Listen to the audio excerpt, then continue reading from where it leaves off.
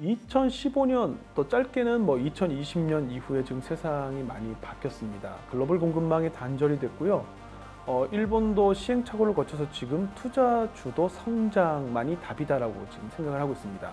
결국에 국내 생산 시설을 가지고 있지 않으면, 국내 제조업을 부활시키지 않으면, 국내 공급 능력을 갖추지 않으면 이 시대에 살아남긴 굉장히 어려워요. 만약에 일본이 예전처럼 또다시 금리를 올려서 엔고로 돌아가고 해외에 많은 생산 자산을 가지고 있게 되면요, 지속적인 엔저를 막지 못할 수도 있습니다.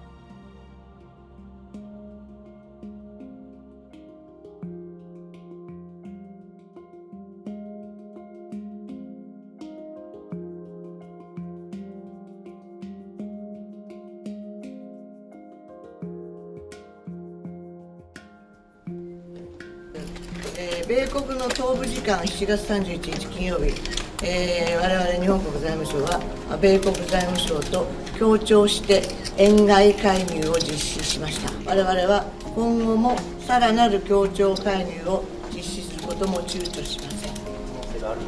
私たち、財務省当局として、米国当局としてまさに、無秩序な動きに対しては断固たる措置を取ると。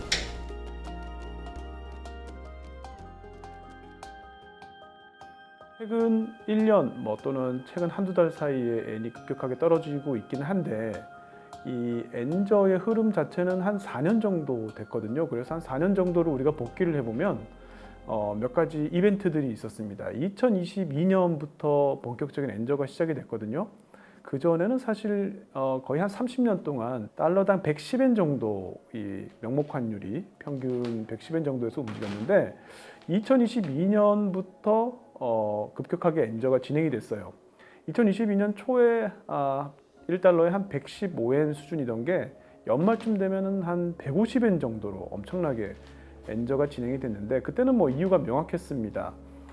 미국이 금리 인상을 급격하게 진행했고, 반대로 일본은 지속적인 마이너스 금리 금융 완화 정책을 썼기 때문에 미일 간의 금리 차가 벌어지면서 엔저가 이제 나타나기 시작한 건데요.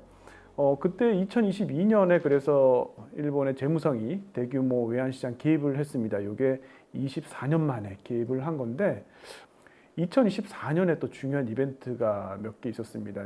8월 5일로 기억이 되는데, 그때가 이제 월요일이었는데 검은 월요일이라고 해서 주가가 엄청나게 떨어졌습니다. 한 12%, 13% 정도 하루에 엄청나게 떨어졌는데, 미국의 고용 지표가 발표됐는데 이 예상을 훨씬 밑돌면서 미국이 이제 FRB가 금리 인하로 가는 게 아니냐라는 관측과 함께, 그러면 이제 미일 간의 금리 차가 줄어드니까요. 그러면서 엔고가 진행이 됐는데, 엔고가 진행되다 보니까 우리가 이제 엔캐리 트레이드 자금이라고 하잖아요. 그 엔고가 트리거가 돼가지고 이 엔캐리 자금들이 청산이 되면서 전 세계 글로벌 주가가 많이 빠졌는데, 그 중에서 일본은 하루 사이에 거의 한 13% 가까이 주가가 빠지는 엄청난 그런 변화가 있었고요.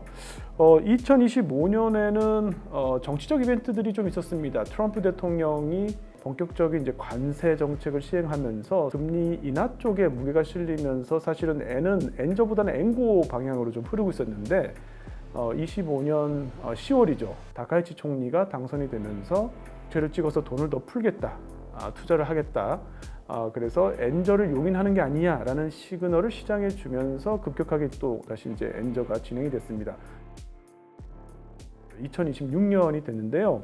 다른 것보다도 3월 달에 이 중동에서 전쟁이 터지면서 이 달러에 대한 수요, 그러니까 유사시의 달러 매수가 살아나면서 달러에 비해서 이제 엔이 약세를 면치 못했고, 최근에 이제 6월 30일입니다만 이때 다카이치 총리의 이제 호네부토 방침이라고, 경제 정책을 우리가 사네노믹스라고 하는데, 그 사네노믹스의 구체적인 계획이 이제 처음 나왔거든요.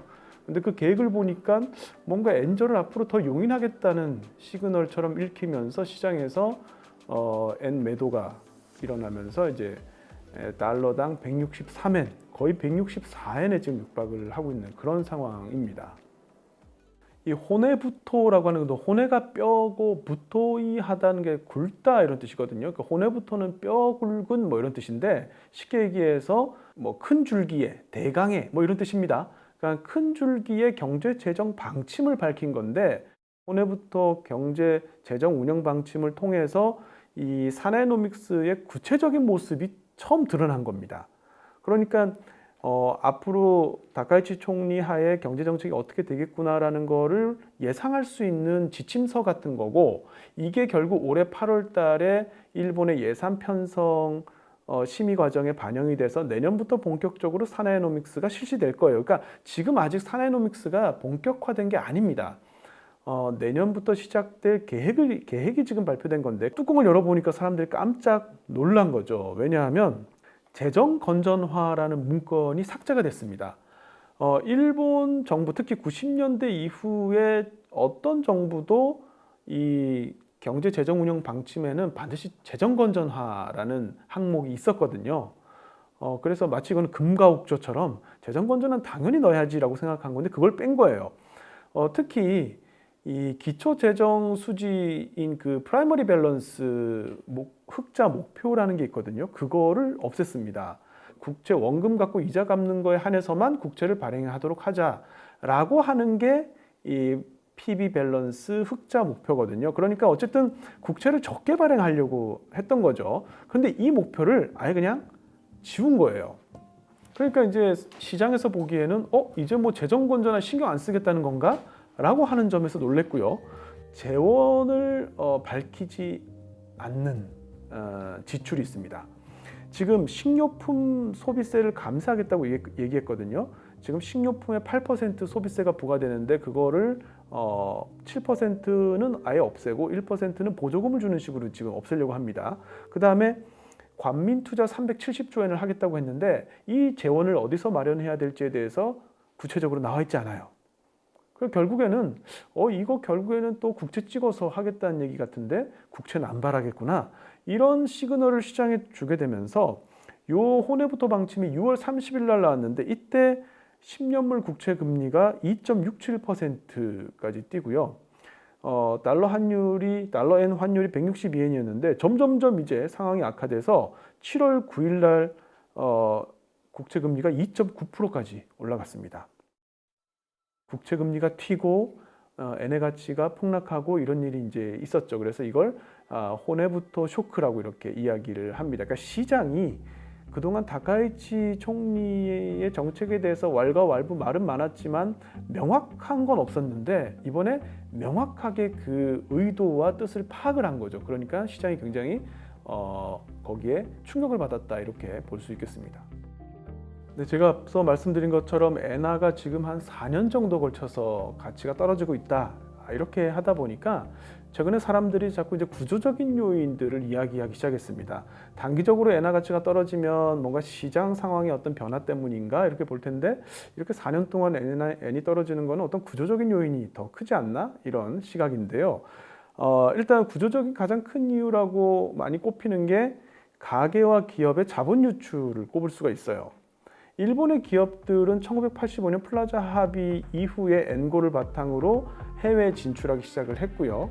이후에도 국내 어떤 낮은 자본 수익률을 피해서 해외로 투자를 했습니다. 그러니까 포트폴리오 투자도 하고 직접 투자도 하고 이런 식으로 해외로 나갔는데, 그러다 보니까 지금 일본의 제조업들 상당수가 해외 생산 기지를 가지고 있죠. 해외에서 사업을 합니다. 그런데 해외에서 수익이 발생하면 그걸 국내로 가지고 오진 않고 다시 해외 재투자하는 구조가 만들어졌어요. 그렇다 보니까 기업들은 점점 영업이익이 쌓여가서 뭐 쉽게 얘기해서 기업은 부자가 되고 가게는 그 혜택을 별로 못 보는 그런 상황이 계속 이어지는 거거든요. 그래서 대내 직접 투자보다는 대외 직접 투자가 훨씬 크기 때문에 달러 수요가 항상 있고 엔은 매도가 되는 그런 상황이죠. 이게 이제 엔저 압력으로 작용하는 거고, 2024년 1월 달에 신니사라는 게 만들어졌습니다. 신니사라는 게 비과세 투자 계좌예요. 그러니까 거기서 펀드를 사거나 이러면은 이제 과세가 되지 않으니까 사람들이 예금으로 가지고 있던 돈을 지금 투자로 많이 돌리고 있습니다. 그 신니사 계좌를 통해서. 그런데 우리도 지금 서학개미가 많잖아요. 일본도 기왕이면 미국 주식, 미국 펀드를 사야 되겠다 해가지고 그 신니사에 이 투입된 돈들이 전부 다 해외 투자 신탁으로 자금 유출이 되고 있어요. 그래서 지금 수치를 보면 월 평균 한 7천억 엔 정도가 해외로 나갑니다. 연간 한 8조 엔 정도 엔을 팔고 달러를 사는 그런 수요가 있는 거죠. 그렇다 보니까 구조적으로 엔저가 지속될 수밖에 없겠구나 하는 게 하나 있고요. 사실은 가장 결정적인 거는 2022년 이후에 지금까지 계속 엔저를 설명하는 가장 큰 요인은 역시 좁혀지지 않는 미일 간의 금리 차인 거거든요. 그런데 이 미일 간의 실질 금리 차가 원래 금리 차가 벌어지면은 이제 엔저가 더 진행이 되고요. 금리 차가 좁혀지면은 엔저에서 엔고로 이제 넘어갈 수가 있는데 그게 이제 통설이죠. 그런데 2022년부터 지금까지 보면 이 통설이 잘 맞는 기간이 있고 잘 맞지 않는 기간이 있습니다. 2022년에는 굉장히 잘 들어맞아요. 그때는 미일 간의 금리차, 실질 금리차가 벌어지면 벌어질수록 엔저가 진행이 됩니다. 2025년이 되면 조금 안 맞기 시작합니다. 실질적으로 실질 미일 금리차는 약간 줄거든요. 그런데도 엔저는 계속돼요. 이 실질 금리차 줄어드는 걸 두 가지 요인으로 우리가 나눠볼 수 있습니다. 통계적으로 나눌 수가 있거든요. 그러니까 미국 요인과 일본 요인 두 개로 나눌 수가 있는데 미국 요인에는 여전히 달러엔 환율이 굉장히 민감하게 반응합니다. 미국 측에서 나오는 이벤트에는 달러엔 환율이 굉장히 민감하게 반응해요. 그런데 반대로 일본 측에서 나오는 시그널, 예컨대 금리 인상에 대한 신호, 구두 개입 이런 거에는 이제는 달러엔 환율이 잘 반응하지 않습니다. 결국에는 이 엔저를 멈추려면 크게 두 가지인데요. 한 가지는 BOJ, 일본의 중앙은행의 금리 인상이 굉장히 시장 참가자들에게 신뢰를 줘야 돼요. 무슨 말이냐면 지금 일본의 중앙은행의 금리 인상이 과연 왜 하는 거냐라고 했을 때 만약에 일본 경기가 굉장히 내수가 좋아져서 살아나가지고 내수가 견인하는 수요가 견인하는 물가 상승이 일어나서 이게 임금 인상이랑 맞물려서 경기가 과열될 기미가 보여서 일본은행이 금리 인상을 하려고 한다라고 하면 그러면 아마 중립금리 수준이 지금 1.5%가 아니고 2%, 3% 금리를 그 이상 올릴 수도 있다라고 시장 참가자들이 믿을 거예요. 그렇게 되면 지금의 엔저가 엔고로 전환이 될 겁니다. 근데 이제 그럴 가능성 지금 굉장히 희박하다는 거죠. 왜냐하면 사람들이 다 아는 거죠. 지금 일본 경제가 그 정도로 살아난 게 아닌데 그럼에도 불구하고 엔저 때문에 서민들이 물가고로 생활고를 겪고 있으니까 물가 때문에 생활고를 겪고 있으니까 일본은행이 어쩔 수 없이 이 금리를 올리긴 올리지만 금리를 급격하게 올리면 또 경기가 침체될 위험이 있기 때문에 결국 저렇게 하면 올려봐야 앞으로 한 두 번 정도 지금 1%니까 0.25%씩 두 번 한 1.5% 정도 되면 금리 더 이상 못 올릴 텐데 라고 시장 참가자들이 다 알고 있는 거죠. 일본은행이 카드를 앞으로 두 번밖에 못 쓴다는 걸 알면 실질 금리는 아직도 여전히 낮은 수준이고 일본은행이 금리를 올려봐야 한 두 번 정도밖에 못 올릴 거라고 생각하면 엔저는 굉장히 오래 가겠구나라고 예상할 수밖에 없는 거죠. 그러니까 일본은행이 지금 할 수 있는 게 사실은 없다. 그런 측면에서 보면 그렇다면 지금 엔저를 잡을 수 있는 가장 좋은 방법은 미국이 어떤 이유가 됐든지 간에 금리 인하 쪽으로 선회한다면 그러니까 FRB가 금리 인하 쪽으로 선회한다면 이거는 확실한 시그널이 될 수 있거든요. 그래서 지금 상황에서는 미국이 금리 인하 쪽으로 돌아서지 않는 한 일본이 금리를 한두 번 더 올린다고 해서 일본의 엔이 달러 엔 환율이 엔저에서 엔고로 돌아서기는 좀 어렵지 않나 이런 생각이 듭니다. 미국의 금리가 이제 더 이상 인상이 아닌 동결 내지는 인하 쪽으로 방향을 틀게 되면 2027년에도 아마 일본은행은 금리를 한 번 정도 더 올릴 거거든요. 그러면 점점점 지금 기조적으로 추세적으로 미일 간의 금리 차가 줄어드니까 결국 이제 2027년이 되면은 145엔에서 150엔대 정도로 수렴하지 않겠느냐라고 하는 게 일본 입장에서는 가장 다행스러운 시나리오 1번이고요. 2번 시나리오는 일본 입장에서 좀 곤란한 시나리오인데 물가 상승 압력이 계속 존재하는 겁니다. 중동 정세가 좀처럼 진정이 안 되고 지금처럼 휴전이나 종전 얘기를 하다가도 또 시작되고 또 보복 공격을 하고 이런 식으로 계속 가게 되면 결국 올해 하반기까지 유가가 한 80달러, 90달러 수준에서 계속 움직이게 될 것이고요. 결국 미국의 코어 인플레이션이 3%대에서 정착이 되면 FRB가 미국의 이제 중앙은행이 올해 한 번 정도 금리 올리고 내년에 한 번, 두 번 정도 더 금리를 올려야 되는 상황이 되거든요. 반면에 일본에서는 지금 다카이치 총리가 내년부터 본격적으로 감세하고 보조금 주면서 재정을 뿌릴 거란 말이죠.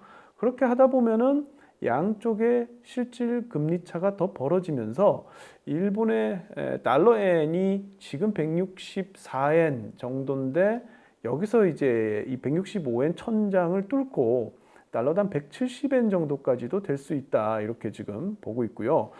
제가 볼 때는 적절한 수준이라기보다 지난 30년이 왜곡돼 있었다, 이상하다라는 뜻입니다. 왜냐하면 이 환율을 보시면 1985년 플라자 합의 이전에 달러당 240엔 정도이다가 140엔 정도로 엔고가 진행이 됐고요. 그러다가 90년, 91년 버블이 붕괴하고 나서는 달러당 110엔 정도로 움직이게 됐습니다. 그러고 나서 이후 한 30년 동안 이 달러당 110엔 정도가 평균이었어요. 물론 엔고가 됐을 때 달러당 80엔 간 적도 있었고요. 엔저가 됐을 때 달러당 130엔 간 적도 있었지만 어쨌든 30년간 그 밴드 안에서 큰 변화 없이 평균을 내면 달러당 한 110엔. 그렇다 보니까 일본 사람들도 뭐 1달러에 한 110엔 정도 하는 게 평균인가 보다, 균형인가 보다라고 생각을 하게 됐습니다. 그런데 이게 이상하다라는 거죠. 우리가 보통 상식적으로 경제가 강해지면은 통화도 강해지고 그 나라 경제가 약해지면 통화도 약해져야 되잖아요. 근데 일본이 잃어버린 30년 동안 경제가 계속 약해지는데 달러당 110엔은 계속 유지가 된다? 이게 이상하다라는 거죠. 사실 일본의 경제 체력을 생각하면 달러당 150엔, 160엔이 맞을 수도 있어요. 그 이야기를 지금 적극재정파들은 하는 거거든요.